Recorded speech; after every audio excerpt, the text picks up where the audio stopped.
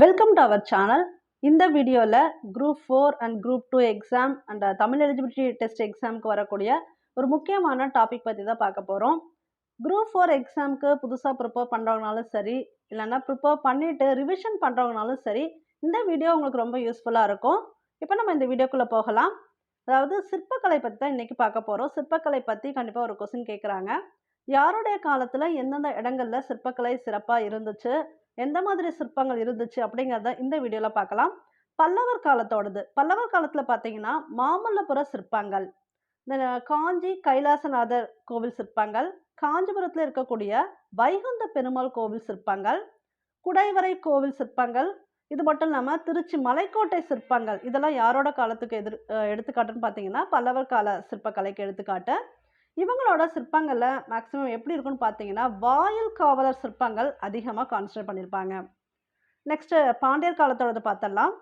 திருமயம்ல இருக்கக்கூடியது, தென் பிள்ளையார்பட்டி, குன்றக்குடி, திருப்பரங்குன்றம், கோவில்பட்டி பக்கத்தில் இருக்கக்கூடிய கழுகுமலை வெட்டுவான் கோவில், இதெல்லாம் யாரோடைய காலத்தோடதுன்னு பார்த்தீங்கன்னா பாண்டியர் காலத்து சிற்பக்கலைக்கு எடுத்துக்காட்டு உள்ள இடங்கள்.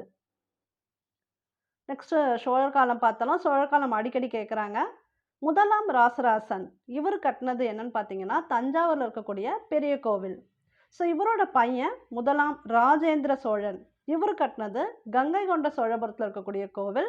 ஸோ இது பார்த்தீங்கன்னா சிமிலராக தஞ்சாவூர் பெரிய கோவில் மாதிரியே தான் இருக்கும். அதே மாதிரி அமைப்பு தான் கட்டியிருப்பார். தென் இரண்டாம் ராசராசன் தாராசுரம் ஐராவதீஸ்வரர் கோயில். மூன்றாம் குலோத்துங்க சோழன் கட்டினது திரிபுவன வீரேஸ்வரம் கோவில்.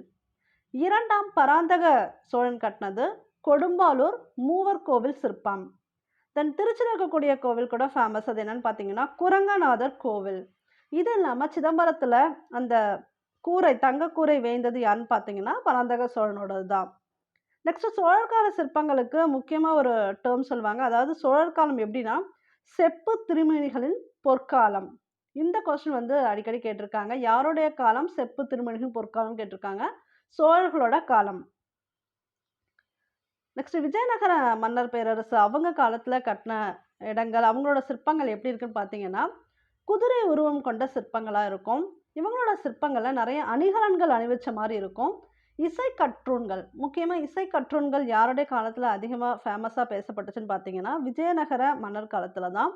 ஃபார் எக்ஸாம்பிள் இப்போ தருமபுரி பக்கத்தில் தென்கரை கோட்டை அப்படிங்கிற ஒரு இடத்துல பெருமாள் கோவில் ரொம்ப ஃபேமஸ். அந்த இடத்துல இந்த குதிரை உருவம், அணிகலன்கள் அணிவிக்கப்பட்ட மாதிரி சிலைகள், இசை கற்றூன்கள் இதெல்லாம் அதிகமாக இருக்கும். நிறைய பெருமாள் கோவிலே இந்த ரிசம்லன்ஸ் இருக்கும். அது மாதிரி போய் பாருங்க. இந்த நாயக்கர் கால சிற்பங்கள் எது ரொம்ப ஃபேமஸ் பார்த்தீங்கன்னா மதுரையில் மீனாட்சி அம்மன் கோவில், அந்த மண்டபத்தில் இருக்கக்கூடிய சிற்பக்கலை எல்லாமே நாயக்கர்களோட தான்.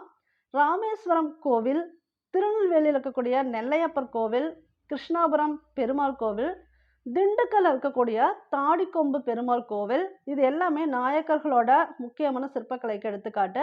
இது மட்டும் இல்லாமல் பேரூர் சிவன் கோவில், தென் மதுரையில் இருக்கக்கூடிய அந்த ஆயிரங்கால் மண்டபத்தில் அரிச்சந்திரன் சந்திரமதி சிற்பங்களும் இவங்களோட சிற்பக்கலைக்கு தான் எடுத்துக்காட்டு. இன்னும் முக்கியமாக சொல்லப்போனால் குறவன் குரத்தி சிற்பங்கள் அதிகமாக இவங்களோட காலகட்ட சிற்பக்கலையில் இருக்கும். இது ஒரு இம்பார்ட்டன்ட் கொஸ்டின், ஞாபகம் வச்சுக்கோங்க. நெக்ஸ்ட் பௌத்த சமணர்கள் இவங்களோட காலகட்டத்தில் எப்படிப்பட்ட சிற்பங்கள் அதிகமாக வந்துச்சுன்னு பார்த்தீங்கன்னா புத்தரோட சிற்பங்கள் எல்லாமே இவங்களோட காலகட்டத்தில் வந்தது தான். திருநாதர் குன்று அப்படிங்கிற இடத்துல இருக்கக்கூடிய 24 தீர்த்தங்கரர் உருவங்கள் கொண்ட சிற்பக்கலை ரொம்ப ஃபேமஸ் ஆனது இவங்களோட காலகட்டத்தில் வந்தது. அது மட்டும் இல்லாமல் மதுரையில் இருக்கக்கூடிய சமண சிற்பங்கள் இவங்களோடது தான். ஸோ இந்த வீடியோ உங்களுக்கு பிடிச்சிருந்தா லைக் பண்ணுங்கள், ஷேர் பண்ணுங்கள், கமெண்ட் பண்ணுங்கள். இந்த சேனலுக்கு புதுசுனா மறக்காமல் சப்ஸ்கிரைப் பண்ணிக்காங்க. தேங்க்யூ ஃபார் வாட்சிங்.